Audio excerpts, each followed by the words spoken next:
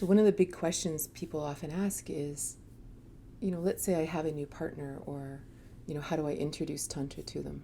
And as we'll talk about today,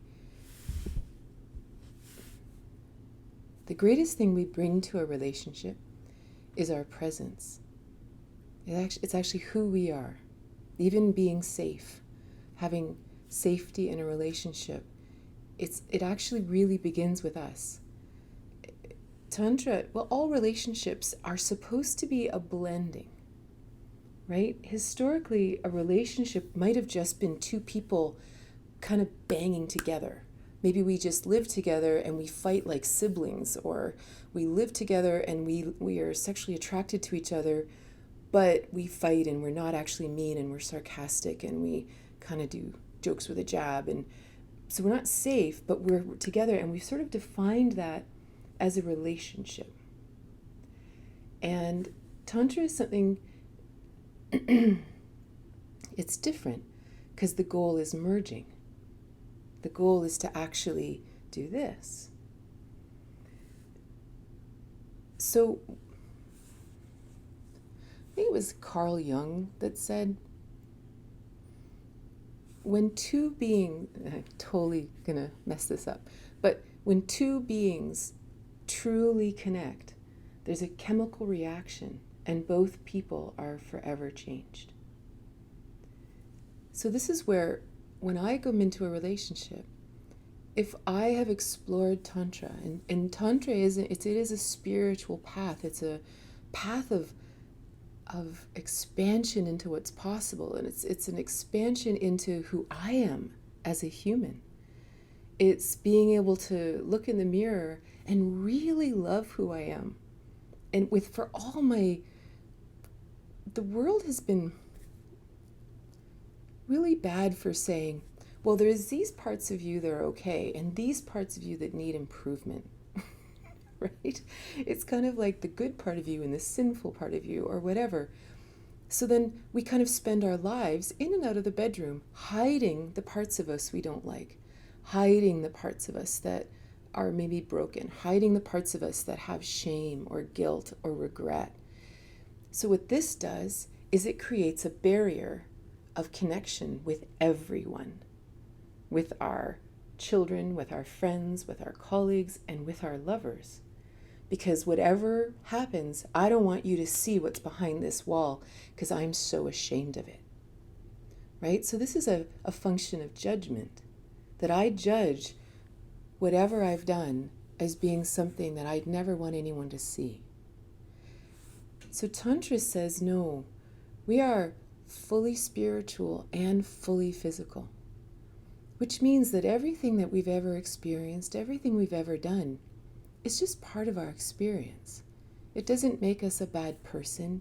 It doesn't make us unlovable. It doesn't make us anything.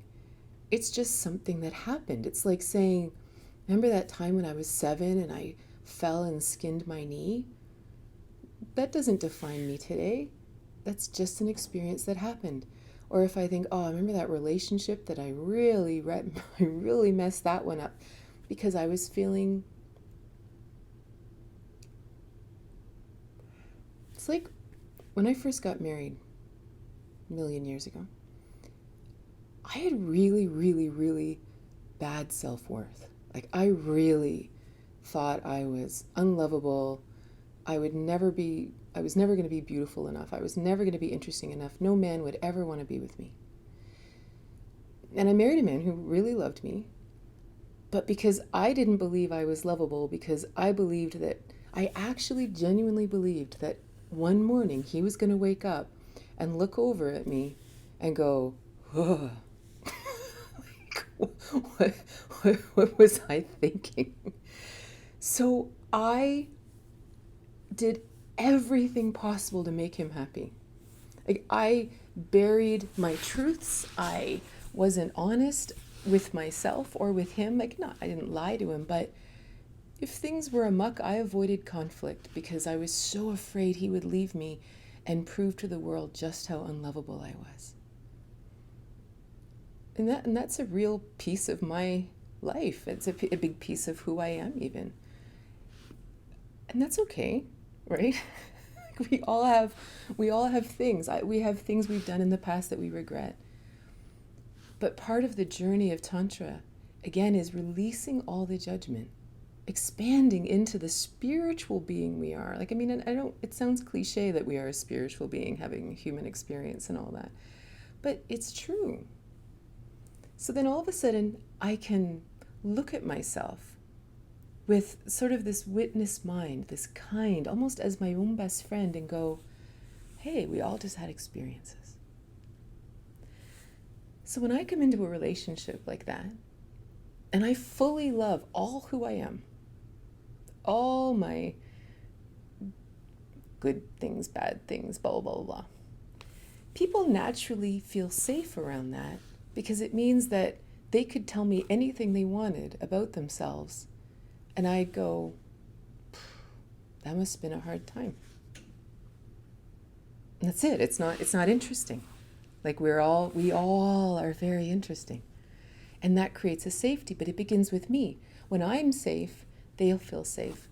So then if you want to explore tantric intimacy with someone, because for example, like, I mean, I've been single now for, 6 years or something. So I've dated other people and stuff like that, and of course, so I'm always the one that sort of knows about Tantra, right? It's not a common study. But it's not that they learn it. They kind of just fall into it with me. They kind of fall into this. It's like having a good friend. It's just like having a good friend that you can tell anything to and do anything with. There's no rules, there's no expectations, which we'll talk about in a minute. Okay, so you guys ready?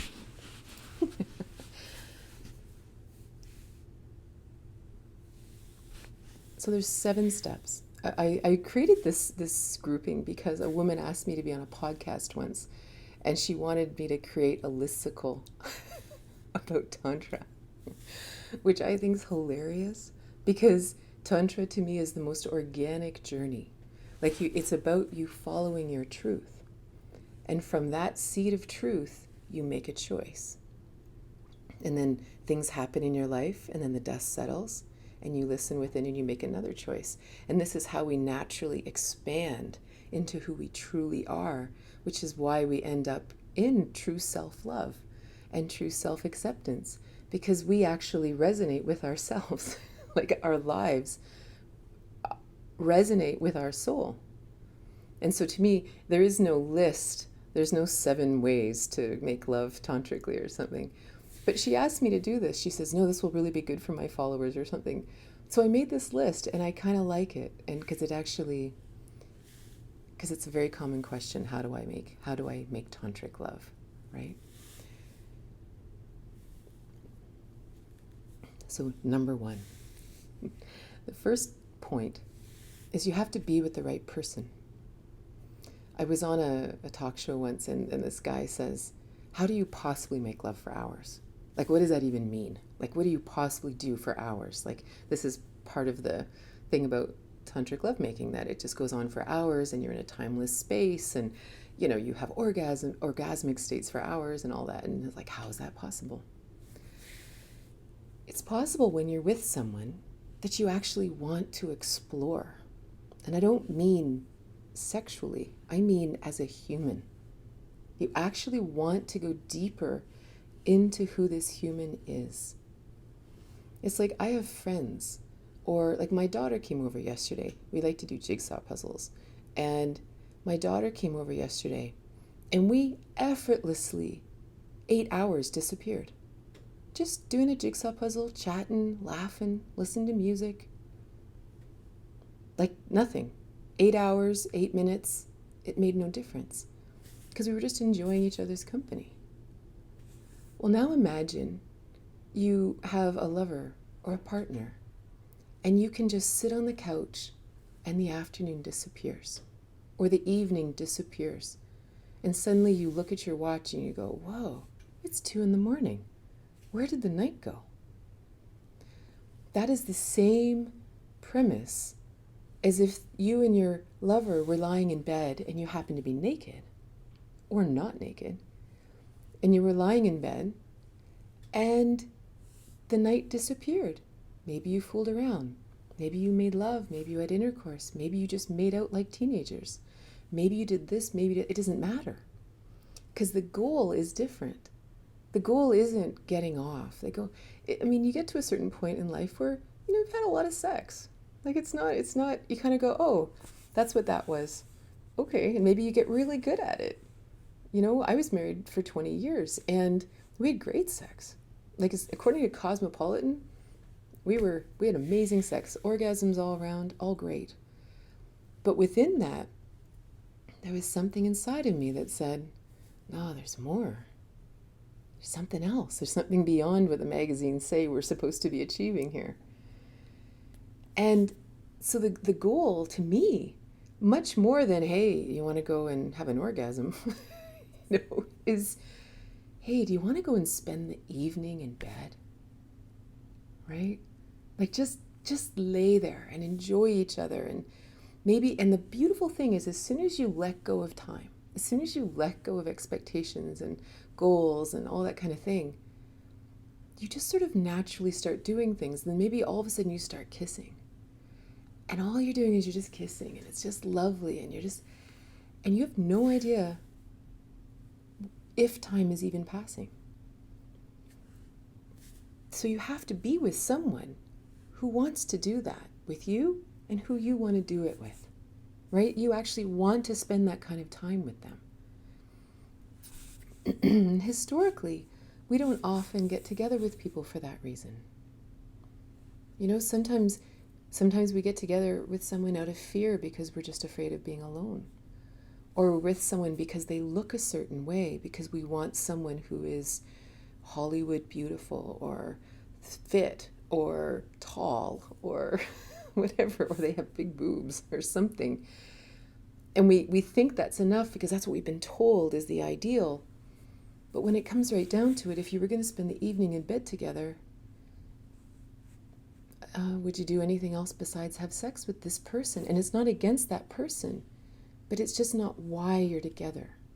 With another person, that person might be very deep and interesting, and you might be. So it's important. Sometimes we're with someone because it's convenient, right? We've got kids and we own properties together, and if we separate, it's just such a pain in the butt, And so sometimes couples will come to me and they'll say, can you teach us how to, or like they'll take my online course or something, but they'll say, will this help our relationship? Maybe it'll rekindle something. Maybe they'll find something that they remembered that they loved about each other in the beginning. But if you're only together for convenience, then that's the function. Tantra is a way of joining, right? It's a way of experiencing. How we make love is a function of our relationship. If the relationship is stagnant, the lovemaking will be stagnant, right? Which is why you'll have to add other things. Maybe you have to add booze or drugs or toys or friends or other things. And I'm not judging any of that. I'm just saying if the relationship itself isn't vibrant, you'll have to add other things to make it vibrant, to make it edgy, to make it interesting. But if the relationship is vibrant, if there's love and dynamic change and excitement and trust and love, well, that's what it's like having dinner. And that's what it's like in the bedroom. And it can go all night or all day, right? So that's the first one, is you have to be with the right person. It's, and again, it doesn't even have to be a long-term person. It could be someone you're dating. But if that person has that kind of wonder, that desire to go. So for example, if both people don't understand Tantra or have never studied this or whatever. It's funny actually, sometimes in the spiritual world, people will say to me, I'm really looking for someone else who's spiritual. And I often say that's not the right criteria. For example, and this is just an example from my life, it's not a rule.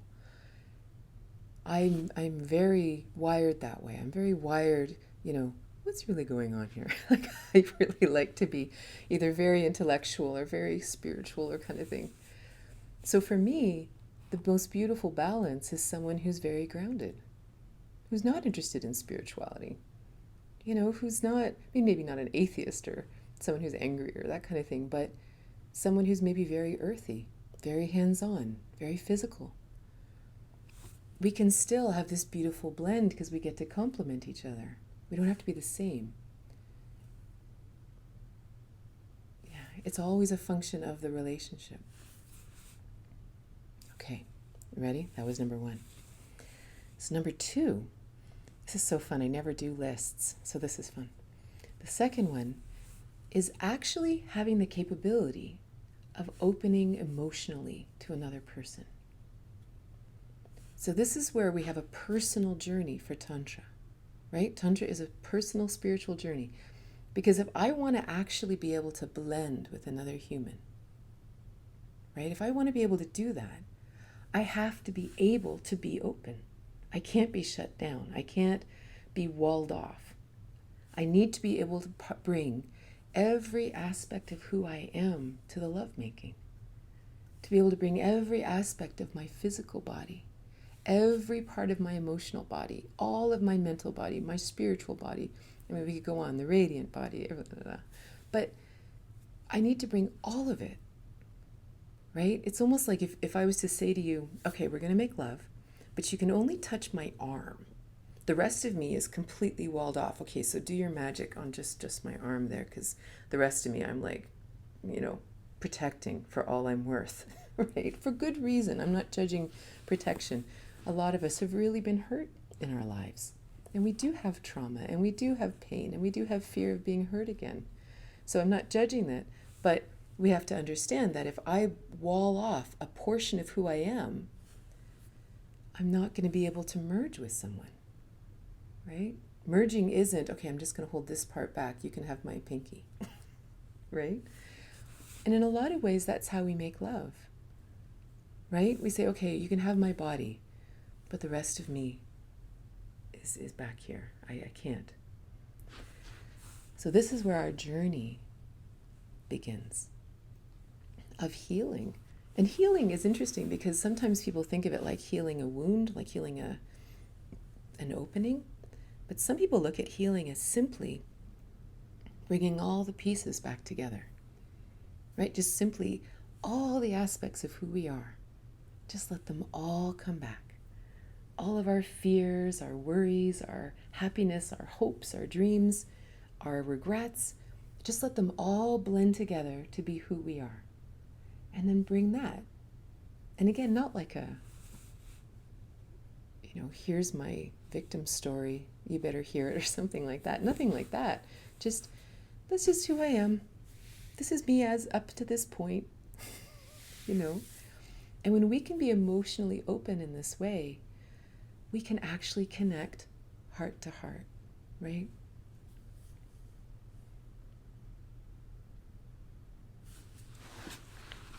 So this is where the safety piece comes in.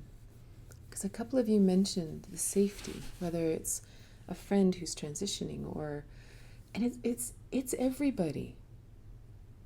Like, that's what we really need to... It was a great book by the Dalai Lama, and is it called The Book of Joy, and Desmond Tutu.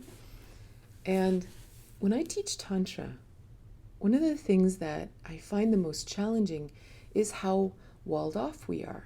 But then people want to be able to merge, but they're actually, they're kind of trying to merge like this because they're like, no, but you can't get in there because that's too dangerous, and And I couldn't quite sort it out until I read this book.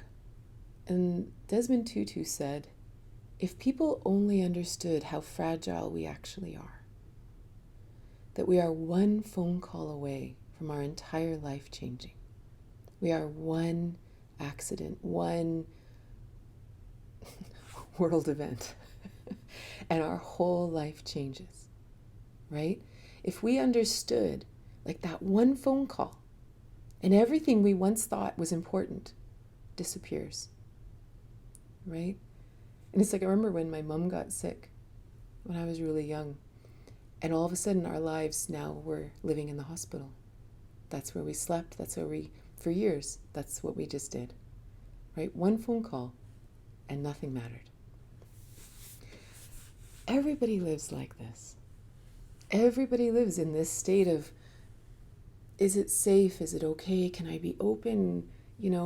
So it's almost like cultivating that kindness for ourselves makes it's almost like once we do it for ourselves and we really, really, really love ourselves, it's almost like people can feel it when you're with them. And they know you love them. And they know that they're fine. And they're perfect. It's not even that there's nothing wrong with them, that they're perfect. A friend of mine, I've mentioned her in other talks, she channels these incredible paintings. She's 83 years old. She's like this tall. She's so awesome. And one of her big teachings for me, there's a few people in my life who are great teachers, and she's one of them. And she says, we always talk about the shadow self. And I'm not. This is what she says. That we often talk about healing the shadow. And she says that the shadow is where our light shines. It isn't about healing the shadow. It's about accepting it. Because the shadow, in her definition, is simply the parts of us we don't accept.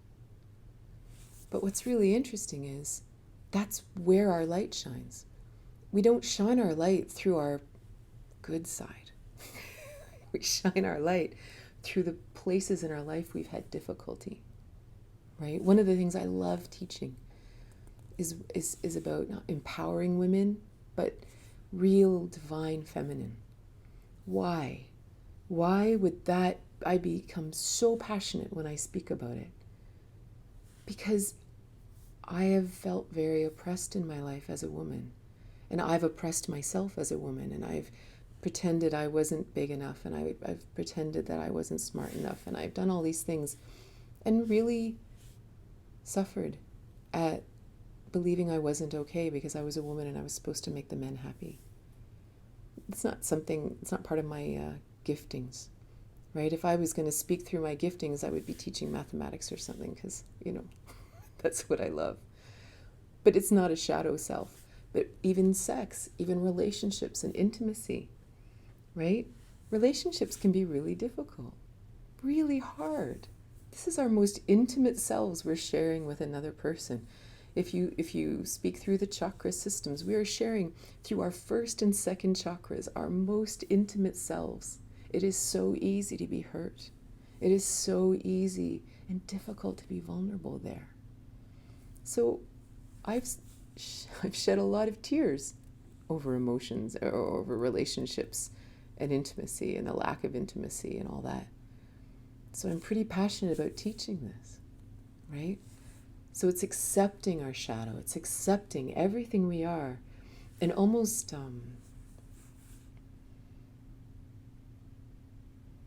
in yoga, they talk about the koshas. And I'm not going to talk too much about them, but they talk about 5 koshas. It's sort of the body, the breath, the Vijnana Maya kosha. I don't know why. Anyway, one of them, the next one, is called the Vijnana Maya kosha. And it's almost like this part of us, our witness mind, that is purely kind, without judgment. And it's this aspect of us that when we look at ourselves, we go, you're okay. It's all good. And when we cultivate that, when I used to teach yoga teacher trainings, and my belief was as a teacher, that we held a Vijnana Maya kosha for the class because they didn't have it. We're taught such extreme judgment of ourselves. So as a teacher, that was my job, was to sort of hold this place of non-judgment for everyone to explore. So we need to hold that for ourselves, and then we just get to live. We don't have to beat ourselves up anymore. We get to just love and be loved and do this. Okay, I could talk about each one of these points for 3 hours, so I'm going to be disciplined here. So the third point is only having the goal of connection, right? So it's another to remind myself what we're talking about. 7 stages to Tantric Lovemaking. Only having the goal being connection. One of the funny parts about Tantra that people don't like is that we'll often talk about releasing the goal of ejaculation, releasing the goal of orgasm. And it's very telling if I say to someone, okay, or a couple, well, make love, but forget about ejaculation, forget about orgasm. And you can imagine what the answer is sometimes. Well, then why are we doing it? Right? If the only goal is ejaculation or orgasm, this has nothing to do with this. Nothing. Like, that is you wanting to experience exceptional pleasure, you wanting to, an orgasm is fantastic, right? It's a petite mort, it's a little death, it's a connection with God, it's this moment of cosmic oneness, right? There's nothing wrong with wanting an orgasm, but it's not merging. And here's the thing. So one of the things about Tantra is it's about the merging of the infinite with the physical. Well, if you imagine the infinite, the divine, as being a oneness, right? This is where we say God is all, omnipotent, omniscient, omnipresent. We are all one. We are all one. This is this unified field we are a part of, a oneness. This is infinity. This is divinity. We all exist in duality. I'm speaking to you, you're here, we're going to make love together, we're going to do this, whatever, right? This is our duality. You know the yin-yang symbol, right? So imagine the yin-yang symbol. Imagine that it's not just a flat thing. Imagine here is the yin-yang symbol, right? This is our duality playing with each other, right? So we polarize into the masculine and feminine, not gendered, just masculine and feminine, which is a whole other conversation. And we open ourselves emotionally. We feel love and connection with this person. And then we join. And what happens when the masculine and feminine join together? We come into oneness. We feel total bliss. This joining sends us into this timeless, blissful state. Is pleasure part of it? Yes, 100%. We're going to talk about touch in a moment. But it's not the goal. It's almost like the cheap goal. Like if you go for the pleasure and the release, you're still separate. The goal is using that touch and pleasure to actually create such a high magnetism between you that the bodies disappear and you actually become one. Then, of course, we return back to the timelessness, where time disappears, and you have no idea where the evening went. And it's almost like you're like this, and all of a sudden you kind of go, it's like, when did it get dark? And you have no idea. It's almost like, because sex was taboo for so long and we couldn't talk about it. So as a young person, we are taught, don't do it. If you do it, use a condom. Don't get pregnant. That's all. That was the whole thing. And so we don't teach our kids anything, mostly also because we don't have anything to teach them because we weren't taught anything.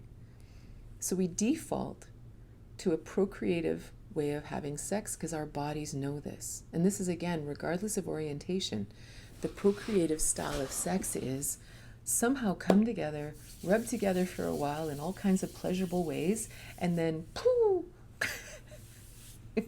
orgasm, ejaculate, whatever. It's a procreative sort of step-by-step thing, right? Again, regardless of orientation or gender or anything.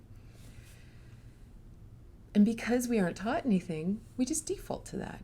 And we just try to get really, really good at it. And we try to be really loving within it. But you only go so far. But if the goal isn't procreation, because there's nothing wrong with that kind of sex either, by the way, especially within a loving container, that's super fun. I'm not demonizing that in any way. It's super fun. But if the goal isn't procreation, it's almost like we get to graduate to the next level and say, what else can we experience? What else are these bodies and minds and spirits capable of? What happens when this infinite being that I am can merge with another infinite being? What can happen there? So instead, the goal becomes connection.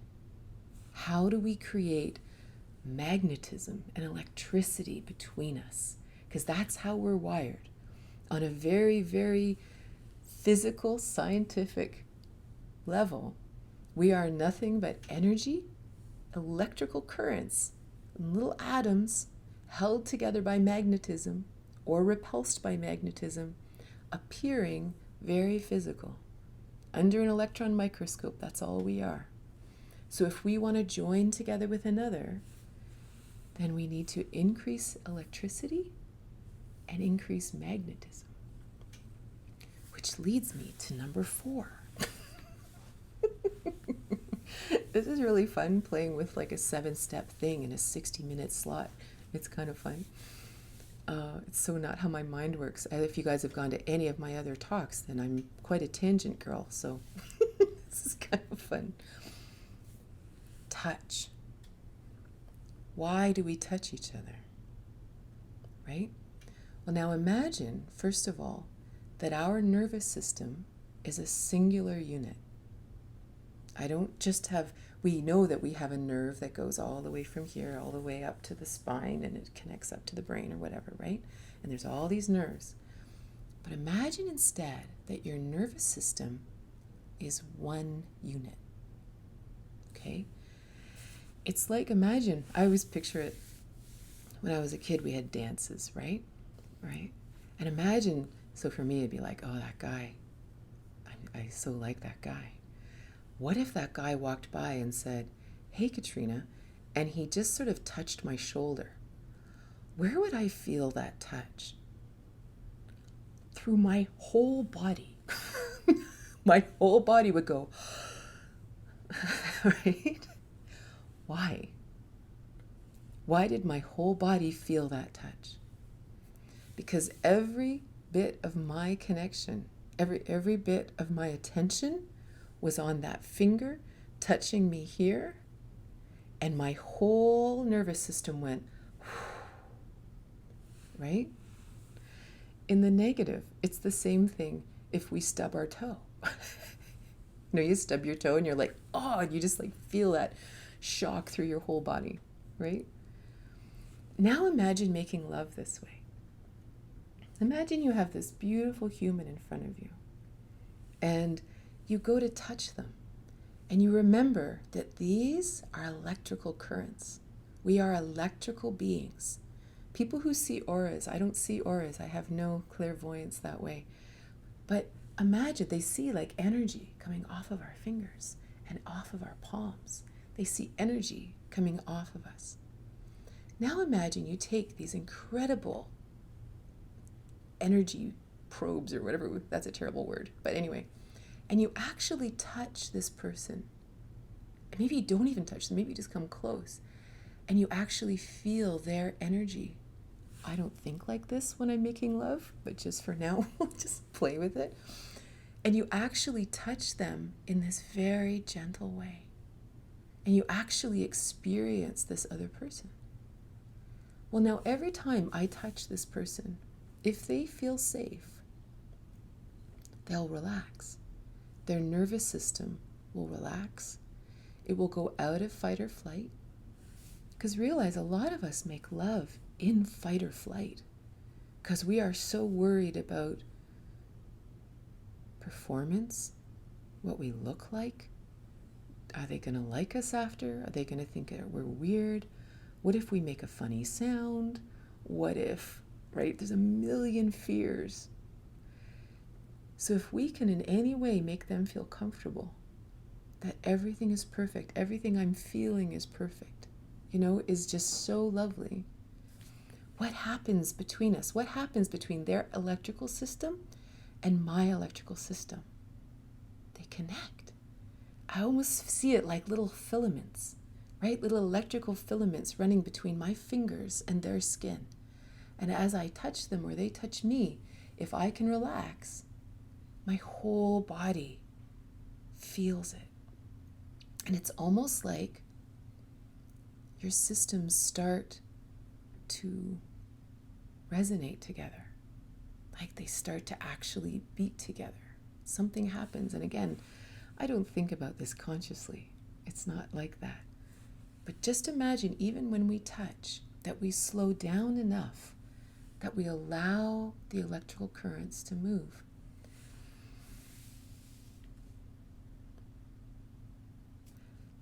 The other thing about this, about slowing down and allowing people to feel safe, is that a lot of people have had a lot of sex where the other person simply wanted something from them. The other person simply wanted to get off. The other person simply wanted to feel beautiful or something. That there was a take from the other. So all of a sudden, touch doesn't feel so safe because they're just doing it because they just want to have sex and get off.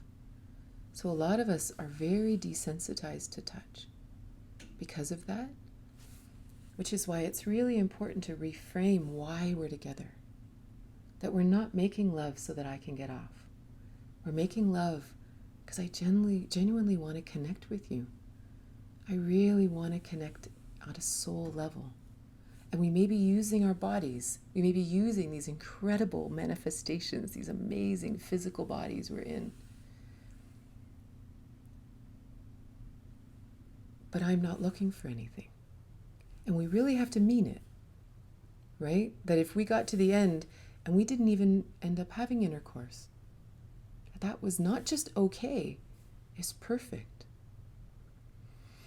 And it's really interesting when we think of, it takes away a lot of the weird stigmas attached to, like, someone asked about, sorry, I don't remember names now, but someone asked about, a friend or a partner who's transitioning.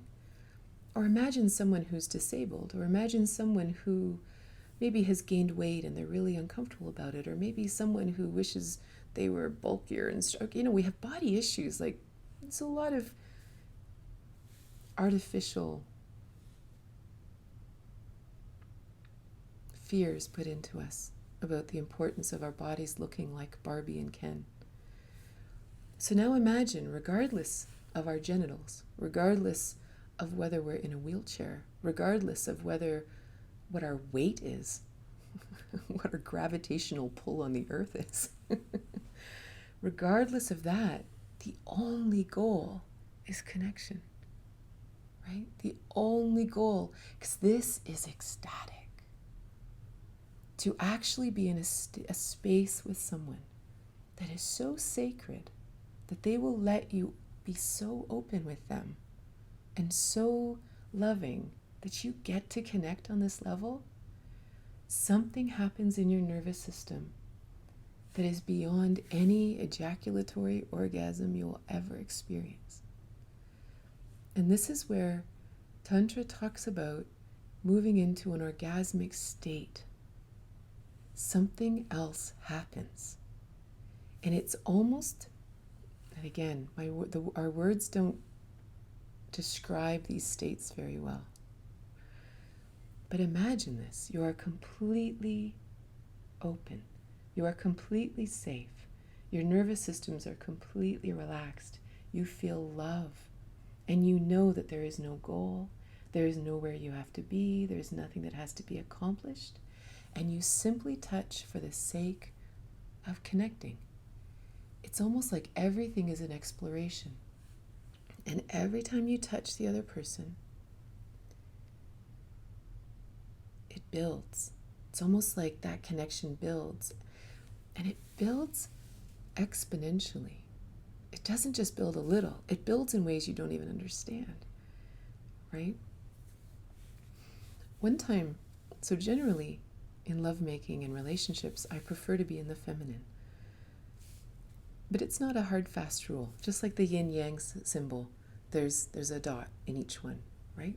Everything. I mean, that's a huge conversation. But I remember one time, if you've read my book, the Tantric Intimacy book, I talk about this a lot. It's like one of my favorite stories because I was seeing this man, and I said to him one day, we were sitting there, and suddenly I had this flash in my mind that said, I'd really like to give you a massage. And he was like, okay. He just threw off all his clothes, jumped on the bed, laid there, spread eagle, and said, I'm ready.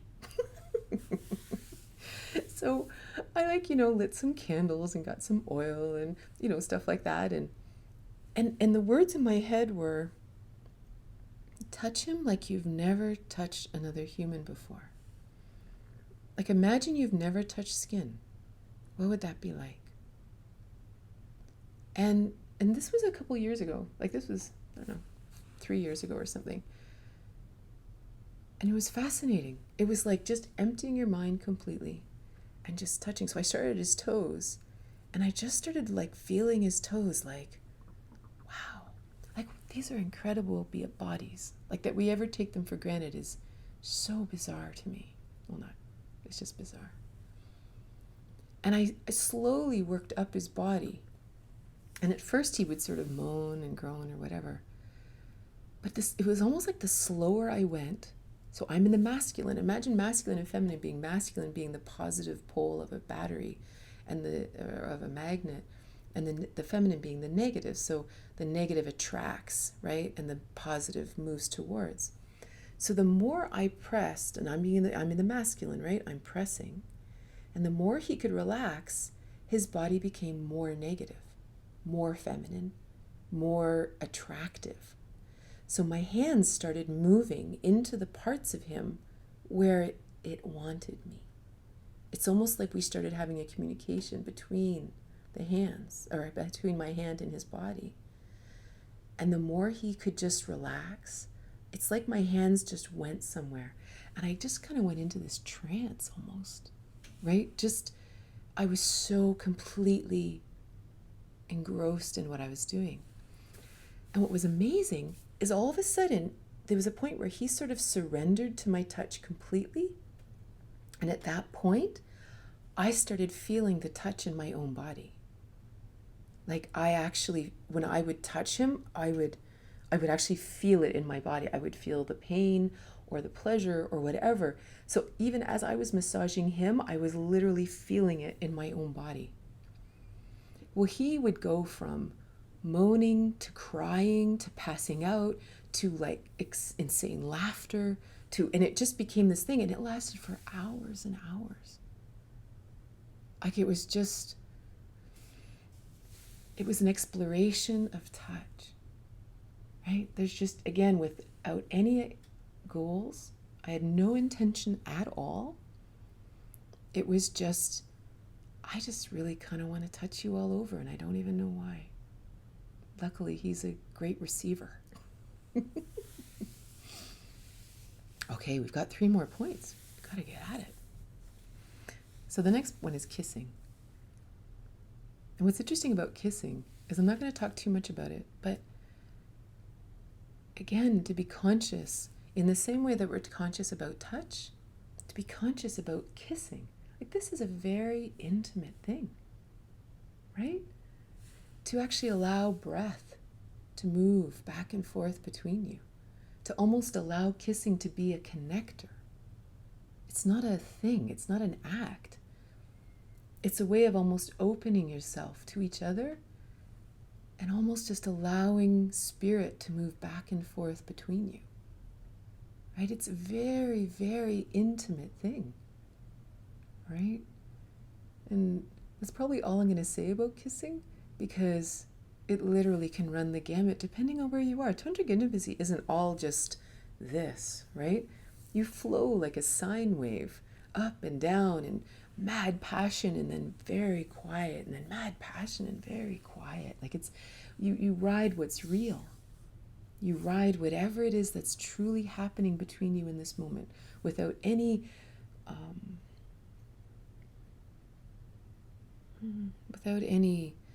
you don't impose what is supposed to happen on it. You just ride what is. And it's so much more interesting than we can ever imagine. It's more interesting than any fantasy our brain can come up with, because we're blending dimensions, right? And I don't even mean, dimensions are a funny thing to talk about, but if you simply imagine, okay, the bodies are coming together, there's an electrical current, there's magnetism, there's love, there's emotional openness, there's the desire for spiritual connection, experiencing God together. Like, there's all these things happening. And we get to do it through kissing, through touch, through pleasure, right? But the point is so much more multidimensional than simply,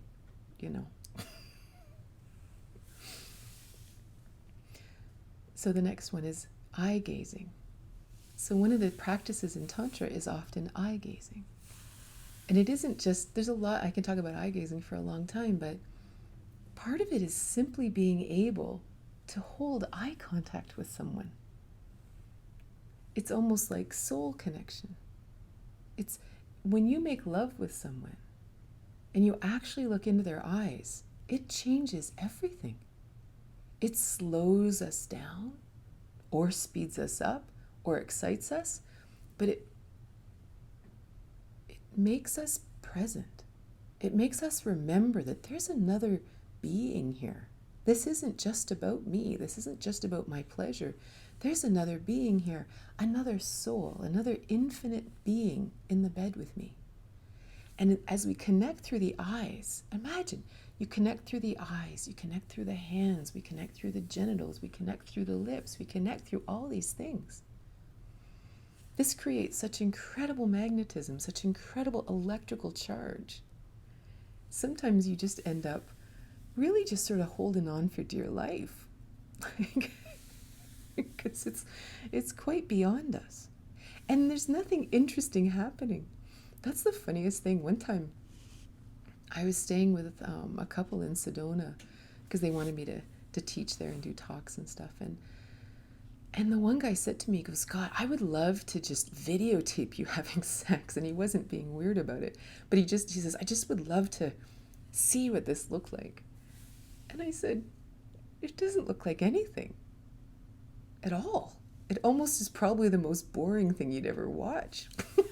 Because it's all in this subtle experience, right? If you watch someone unless you're empathic and you're actually picking up, you're feeling what's happening, that's a whole nother thing.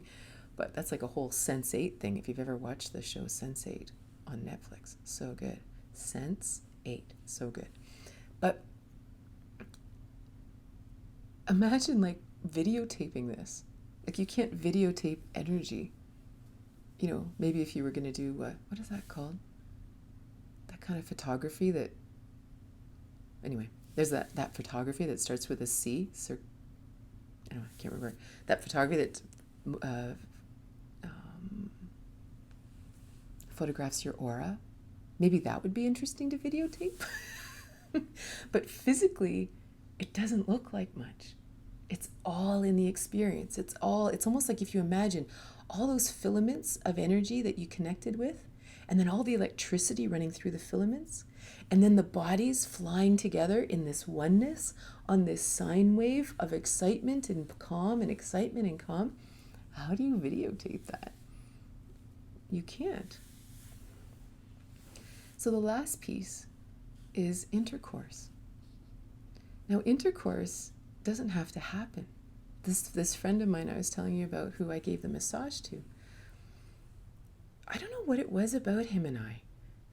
Our relationship wasn't so much about sex. Like, we had intercourse sometimes, but I don't know what it was about our bodies, but we would just sort of lie on top of each other, fully clothed, and we'd just be able to kind of drop into this real quiet with each other, like almost like the safe silence.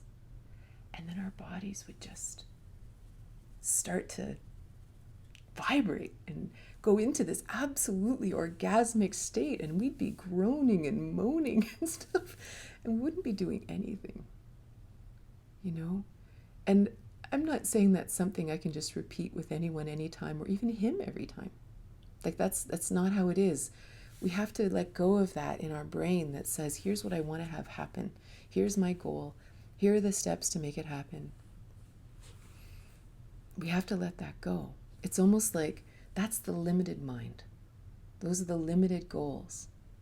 If we want to have tantric lovemaking, we need to release to everything that's possible, which means getting rid of all the goals and expectations and all the imaginings of what could happen, and really go into it with a blank slate, with just literally being open to anything. Intercourse is interesting. I remember one time a teacher of mine said, you have to imagine intercourse like a deep hug. And imagine that it actually is just this beautiful deep hug. And you allow, in a heterosexual relationship or gay male, anyway, it's different with women, but this deep, deep, deep connection, right? But when you consider the previous 6 things we talked about, the intercourse, however we choose to do it, is literally just the final lock. It isn't the point at all.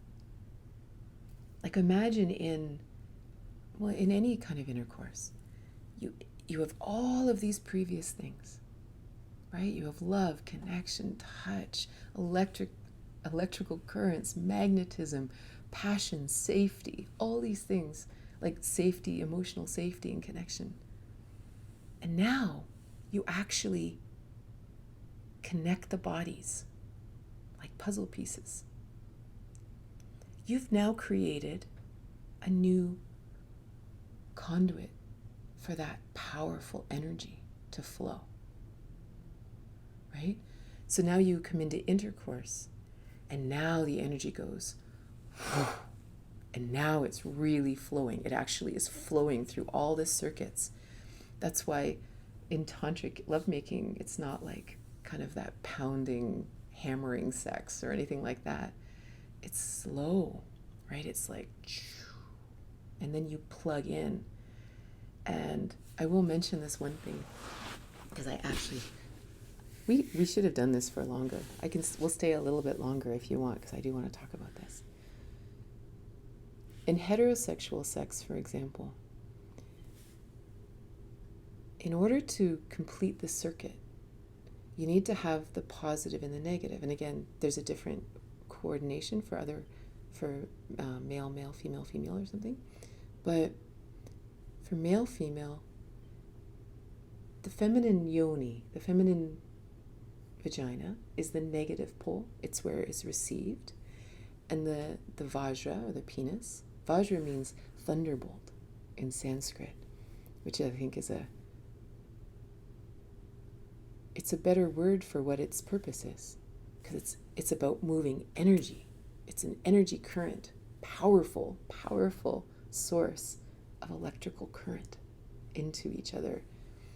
So now imagine that the problem is with most women's vaginas, most women's yonis. They say yoni, it's Sanskrit for many things. Sanskrit for many things. But it means that there's more than a vagina. It's a whole beautiful basket, a whole beautiful system. Because if we treat it like a vagina, that's kind of the procreative model of it's a piston and a cylinder, and that's the whole goal of it. But it's not. It's this whole being. And when the problem is, because if you've had a lot of procreative style sex, where there's a lot of pounding in and out, the walls of the vagina become armored, which is why most women can't have like don't go into an orgasmic state through intercourse, because they're walled. Because if you imagine you've got this thing coming at you like this, you're gonna, just like, I used to take Taekwondo. If you know someone's gonna hit you, you're gonna tighten your abs, right? You're gonna tighten. So all of a sudden a woman's vagina becomes like a cylinder. So instead, imagine you've got all of these beautiful things that we've talked about already, all this trust, no goals, no nothing, right? So she actually gets to relax. What happens when this relaxes, and for me, when this began, when I really started exploring this with my husband when I was married, there was a lot of healing needed for me. And when we actually started practicing this kind of slow intimacy, where there were no goals, no nothing, and he would sort of just insert inside of me and stay still, I cried for days. I cried every time we made love. It was almost like all the emotional trauma that I'd stored in my yoni just needed to be released. The stories didn't have to come out, but all that trauma needed to be released. And once that trauma was released, this is my vagina. She came alive. And he would go in, and she would start to go like this. And it was like an octopus. It would just do this thing. And you read about this, right? That it would like milk the penis, or it would do this. And I've had men call it, they say it says it's like thousands of tongues and fingers just doing this. So there's no need to do this, because if you stay still, there's also like a little secret chamber in the back. If you stay still, the final magnetism, that final pull, will actually pull him in and lock. It'll actually like hold the top of the penis. And it doesn't matter whether he's hard or soft. It could be completely flaccid, and literally it can be outside, and she'll go and suck it in. And then do this.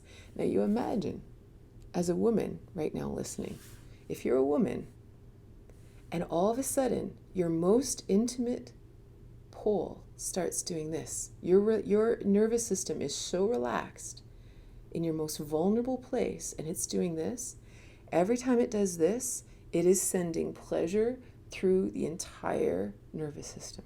Like, I mean, the most insane pleasure you've ever imagined in your life. It's not genital, it's not anything. It's literally this wave of orgasmic bliss running through your entire system. So now imagine, remember, the goal is union, right? So it isn't that she is experiencing this, because you are connected. In the same way that I felt the massage I was giving to that man, if the partner is connected and totally focused and all the filaments are there, they feel that orgasmic bliss wave. So this is the power. Vajra continues to power that orgasm, and it is shared. It is a oneness. It is an orgasmic state that honestly you simply hold on for dear life. And you take it lightly. It's not serious. It's bliss. It's absolutely wonderful. And again, the same thing can happen in same-sex couples. The same thing can happen with anybody. It makes no difference. Genders, genitals, nothing. Because again, the primary foundation for this experience are the first 6 things we talked about. That's what creates the entire experience. What happens with the genitals, how we lock together, if we lock together, it's not the point at all. So we may have to talk about this again, because I can just keep talking. Oh, the other thing that's really interesting too is when we have this kind of intimacy and all this energy is moving between us, moving through us in this incredible circuit, it's actually regenerative. And especially if you don't ejaculate, right? Because again, ejaculation becomes so small. I'm not against ejaculation, don't get me wrong, but it becomes quite anticlimactic, right? You've literally been just on this cosmic, orgasmic oneness. Why would you ejaculate? So it's sort of like again, the non-ejaculation doesn't make sense in normal sex, why you wouldn't do it, right? But in this, you imagine you've completely connected, you're in complete union, the energy is flying through you and flying through you, but realize that the energy runs like a sine wave. It goes up and down. So you're up and you're flying and you're flying and you're flying, and all of a sudden you rest. Like there's a natural, and then you may go up and then you kind of rest. And maybe on one of those rests, you kind of look at each other and go, want to go to sleep now? And you go to sleep. There's no finishing. There's no end. And then the beautiful thing is, let's say you wake up in the morning, you start where you left off. It's almost like all the connection is still there. All the filaments are still alive. Everything is still there. And you kind of roll over, and you don't have to go through all that initial stuff. Not have to. It's very enjoyable. But you just sort of pick up where you left off and go, and you just start again. But there's something funny about ejaculation. And this is also for women. If you go for that big orgasm, like it's almost like a male orgasm in a woman, where you climb the mountain and you jump off. If you actually get to that point as a woman, it's like you blow the candle out and you're like, okay, I just need to sleep. And you start at 0 the next time. And if a man ejaculates, he blows the candle out. And again, it's not that you can't make love in the morning again, for sure. But you just start at the beginning and you just redo all the filaments. And, again, I don't think about this at the time. It's just how it happens. But if you do not do this sort of ejaculation drive, male or female, that energy flows through you. And instead of you dumping the energy out in the world, imagine all the energy, the healing energy, the life force energy that has been flowing between you through the lovemaking, right? This is pure life force flowing through you. You either have a choice at the end to allow it to stay within you and let it sort of just flow through your whole body, healing, regenerating, or you can release it to the universe through an ejaculation. One's not bad. It's just a choice. And sometimes all we need to know is we have a choice. We can leave it all inside and let it just keep moving. And it really does. It's almost like you kind of walk on air for a couple days. So I used to imagine it like the Borg. My lover would come over, whatever, and we'd be like the Borg, and we'd go into our regeneration station, and we'd like have this lovely time. And then there'd be no ejaculation or anything, and then we would go, and then we would just be like out in the world, fully regenerated. Thank you for being here. I'm going to look at the comments just for a moment, because we're over an hour now with my great glasses. After my hysterectomy, I felt damaged and so closed. I just want to talk about the hysterectomy for a moment.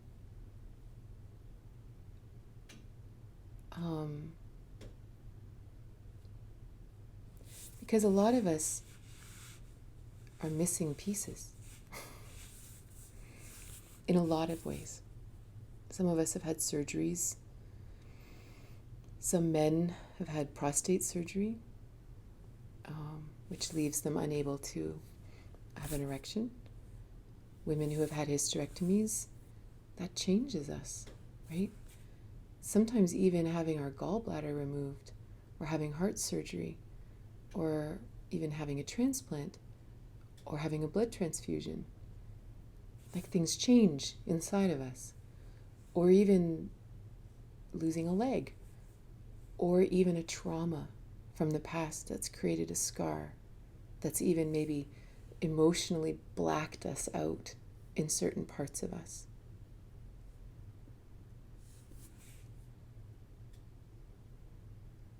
I do believe that we're more than our bodies. It's like Carillion photography, is that what it's called?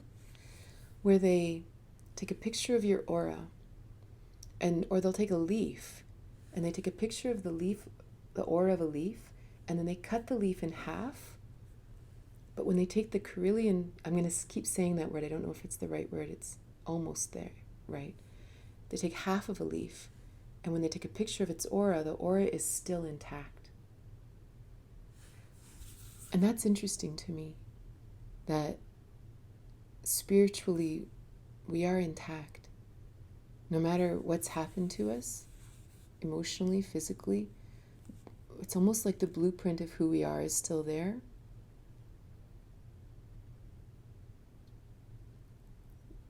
So I believe that anything's still possible. It's not necessarily as easy when physically things don't quite work like they once did, or we feel differently, but maybe it's needing to dive into another well, a deeper well, or a different aspect of who we are, or something. But I definitely hear you.